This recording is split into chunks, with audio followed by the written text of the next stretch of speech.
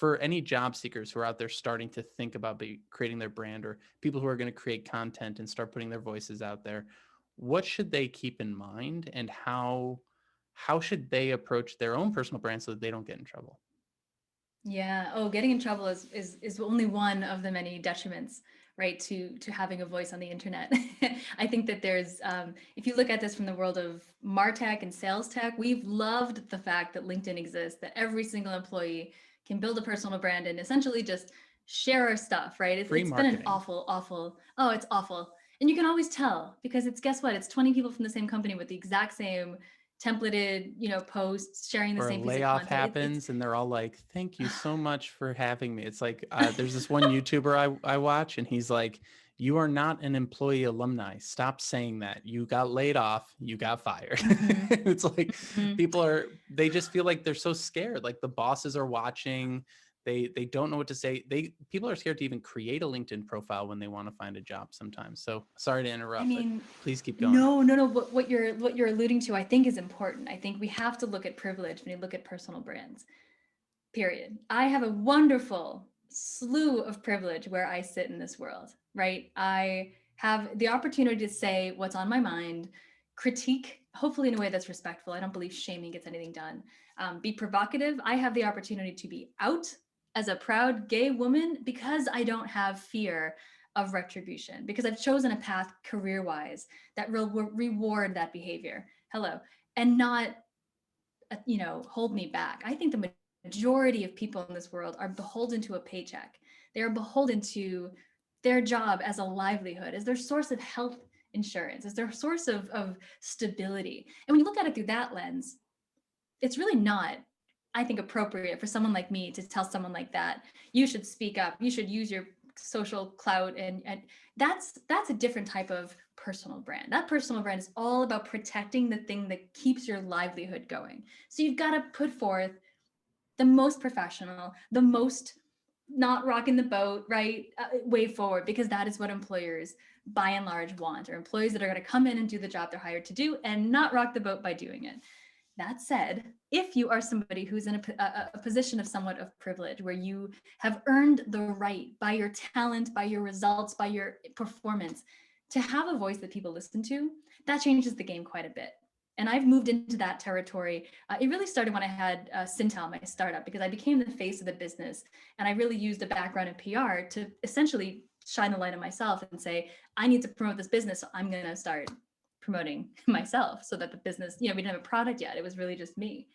That led to what I'm able to do now. But it's only because I've put in the time over the past number of years to build something that requires me to be a bit provocative, right? Requires me to be and understand the levers of thought leadership to get things out into this world.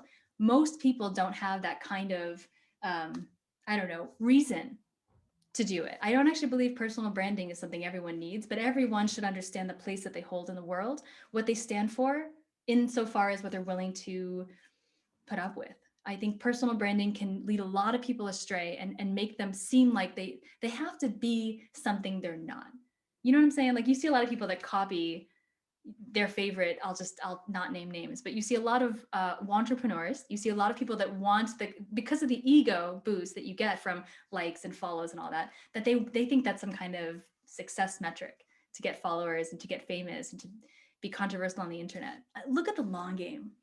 I like to look at motivation when I look at people on the internet. I'm like, who does this narrative serve? Hmm. Like, who does this narrative serve? What is behind this person being out there on the internet? For most people, it's just ego. Yeah. Simply just, I'm here. Do you see me? Do you hear me? Very Oprah. That's an Oprah Yeah. thing. But I think for most people, it's just about, I just don't want to get fired. And I just want to be considered for the next job so that I continue to make more money so my family has health insurance. Like, it is that simple for 99, I would say 99% of people out there. Yeah. I could be just No, curmudgeon about it I though. think you're right, and I think and there's kind of two ways to look at it, right? There's the active personal brand, and then there's the just you're putting stuff online publicly, whether or not you know it's going to come back to get you or not. Like there's so many people that post like that those stories of the woman who tweeted something, got on an airplane, turned off her phone, and when she landed, the entire She world said, going hated to her. Africa, Yeah. hope I don't get AIDS. Like, Justine Oh, Sacco, you deserve to sit down. I'm sorry. oh, it's I'm so sorry. cringe. Oh, don't ever cringy bad jokes. Bad, bad, bad. Oh, that's so bad. And so, but like her life just got demolished. And I don't think Yeah. she's sitting there going, how do I create a personal brand? She's just like, She worked in PR. She oh was a my God. communications professional. That's what I'm saying. If you're somebody who knows the reason that you're putting things out into the world, you have to be willing to deal with the consequences. Yeah. Sorry. Cancel Well, that's the culture big is thing. well, that's it. Exactly. Cancel culture isn't a terrible thing if it holds people like that, but really broadly anyone who has the privilege of not facing the consequences of their words. If cancel culture can start that and give people a gut check, even that hesitancy, should I actually post this? Man, I think cancel culture is worth it. It doesn't work when it's really going after without evidence or proof an individual for no reason. But I don't actually think that's what's happening with No. 99% of cancel culture cases. Well, the big thing is setting a precedent. I follow a lot of comedians and they can be provocative as they want to be, right? Because they've spent a decade plus saying, I'm a comedian and here's my tone, and they ease Mm-hmm. into it over time. And I think that's where a lot of people go wrong, is that they want to get to that quick fix, that quick success, that fame or whatever overnight.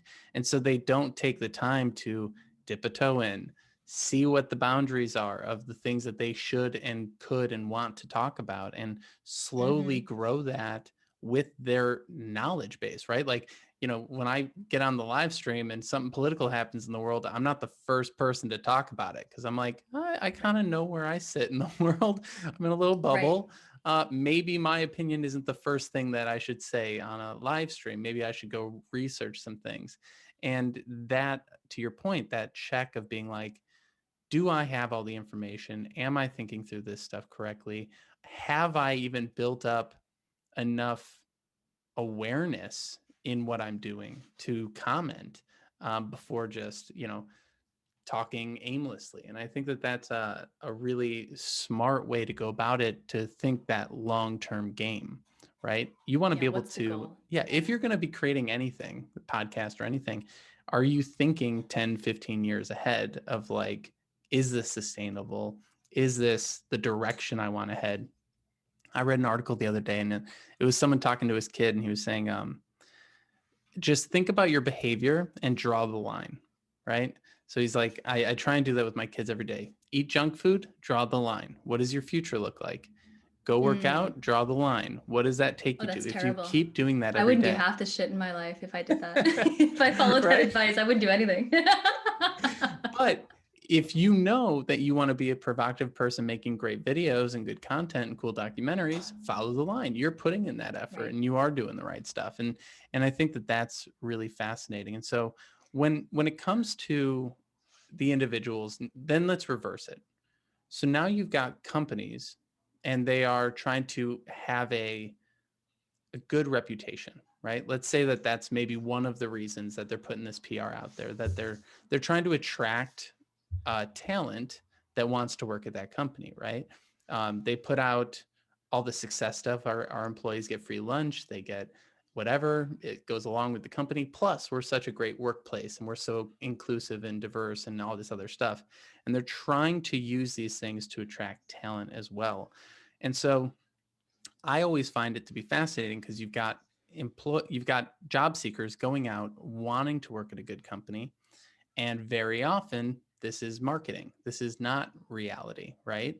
They get sold this entire story about how amazing this company is, the benefits, the inclusivity and all this stuff, and then they get there and it's just a job with a bad boss. And so I'm kind of curious, what should people be looking out for? What are maybe some of the red flags that you should be kind of putting your antenna up to find when assessing companies and their marketing strategies to get your talent? Yeah, I know this is like a consistent question on your great show, but I'm a really bad person to ask that question to, and I'll tell you Sure. why. It's because I think that every job I ever had working for another company, I had no idea. Looking back, I mean, hindsight being 2020, you don't see the red flags until you're in it. And I don't know, man. It is a really difficult process to judge a company like you would a buyer through the marketing or even through things that we think are transparent, like Glassdoor, which really isn't. It's really controlled by the employer. Right. It's a really manufactured way of getting at the real company culture. It does call out a lot of brands, really the really bad stuff, but there's a lot of mechanisms for those companies to take down bad reviews and to pay Glassdoor to take it down, just like at Yelp, right? So we really don't have a lot of transparency into what the reality of working at a company is going to be like.